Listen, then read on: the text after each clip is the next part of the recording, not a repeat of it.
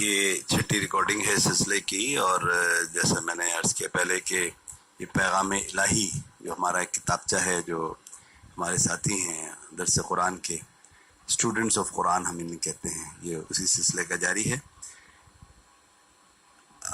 ہم بات کر رہے تھے کہ اللہ رب العزت کے ساتھ جب کسی کو پکارا جاتا ہے تو لوگوں کا دل بڑا تسلی، غیر اللہ کا نام لینا بڑا ضروری ہے، نہیں لیا تو تسلی نہیں ہوتی۔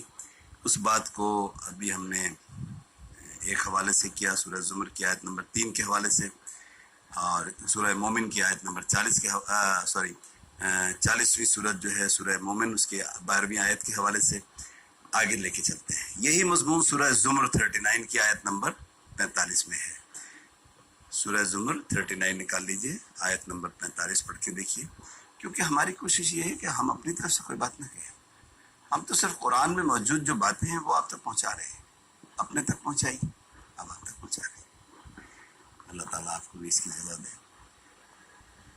جب اکیلے اللہ کا ذکر کیا جاتا ہے تو ان کے دل نفرت کرنے لگتے ہیں۔ استغفر اللہ۔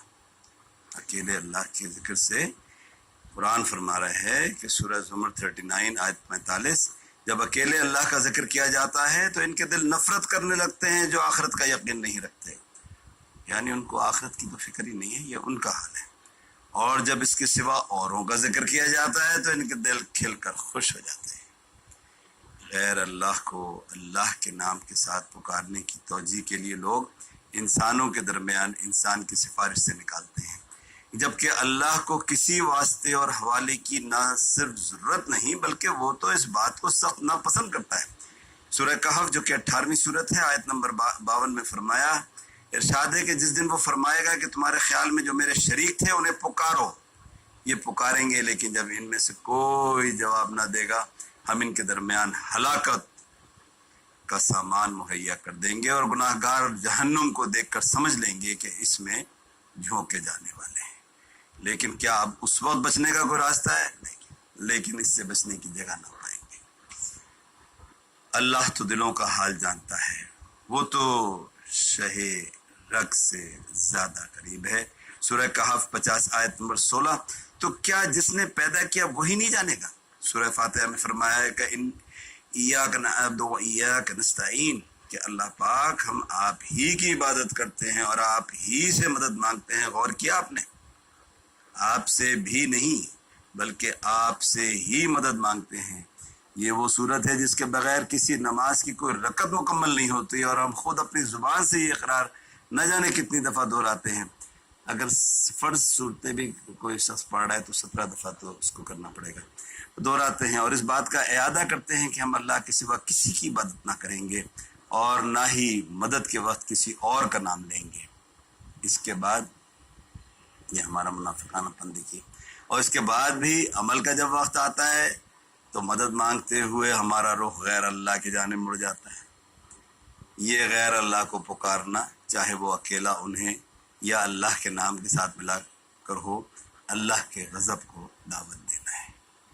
پکاریے خالص اللہ کو، وہ سنتا ہے، وہ جانتا ہے، وہ دیکھتا ہے، آپ کے دلوں کے حال تک کچھ واقف ہے۔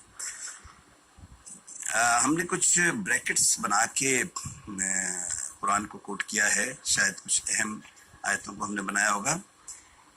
ایک جگہ ہے یہاں پر سورہ زمر 39 کی آیت 65 کو، کہ کسی حصے اور کسی درجے میں غیر اللہ کو مشکل کشا، حاجت روا، سجدے کے لائق اور نعوذ باللہ اللہ کے اوصاف والا سمجھیں تو آئیں دیکھیں کہ قرآن کیا فرماتا ہے۔ سورہ زمر 39 کی آیت 65 کو دیکھتے ہیں۔ اللہ پاک نے فرمایا، یقیناً آپ صلی اللہ علیہ وسلم کی طرف بھی اور آپ صلی اللہ علیہ وسلم سے پہلے بھی تمام انبیاء کی طرف ہم نے یہی وحی بھیجی ہے کر کے، کہ کس طرح سے اگر آپ نے کسی اور کو پکارا اللہ کے سوا تو آپ کو بھی۔ اور اسی طرح ہم اپنی، یہ ایک اور بریکٹ کو میں پڑھ کے دیکھ رہا ہوں، اور اسی طرح ہم اپنی آیتیں کھول کھول کر بیان کرتے ہیں تاکہ تم لوگ ان پر عمل کرو، اس لیے کہ گناہ گاروں کا راستہ ظاہر ہو جائے۔ سورہ انعام کی آیت نمبر 55۔ کیا قرآن کو، اچھا ایک اور چھوٹا سا سوال، کیا قرآن کو سمجھ کر پڑھنے کے لیے استاد لازمی ہے؟ کیا ہم یہ سمجھتے ہیں کہ کیونکہ ہم نے اپنے بزرگوں سے سنا ہے آپ کو پتہ ہی ہے کہ انڈیا میں جو انگریزوں کی سلسلہ رہا کوئی 250 سال کا معاملہ ہے، اس میں قرآن کو سمجھ کے پڑھنے میں بڑی مسائل لوگوں نے نکال دیے تھے کہ یہ کیا کر رہے ہو بھائی، سمجھ کے پڑھ رہے ہو، بس عربی پڑھ لی کافی ہے، وہ بھی۔ اور اپنے بزرگوں سے ہم نے سنا تھا کہ ہم اس بات کے عادی ہو چکے ہیں کہ سنی سنائی باتوں کو نہ صرف دل سے قبول کر لیتے ہیں بلکہ کبھی اللہ کے کتاب کو اٹھا کر اصل حقیقت کو ڈھونڈنے اور سمجھنے کی جد و جہد ہی نہیں کرتے۔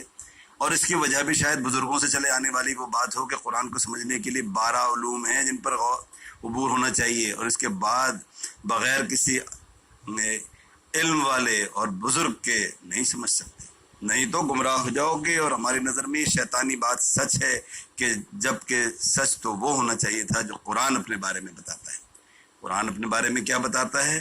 سورہ قمر کھول لیجئے، 54ویں سورت ہے، 4 دفعہ دوہرا کر بیان کرتا ہے کہ ہم نے قرآن کو آسان بنا دیا ہے، تو کوئی ہے جو سوچے سمجھے۔ اور آپ غور کیجئے گا، دیکھیے گا ان چاروں آیات کے بیچ میں جو ہے ان قوموں کا ذکر ہے جن پہ عذاب الہی آیا، عذاب الہی کا ذکر کر کے اور پھر اس کے بعد یہ بتانا کہ ایسا نہیں کرنا، یہ سمجھنا کہ قرآن آسان ہے، کوئی ہے کہ سوچے سمجھے۔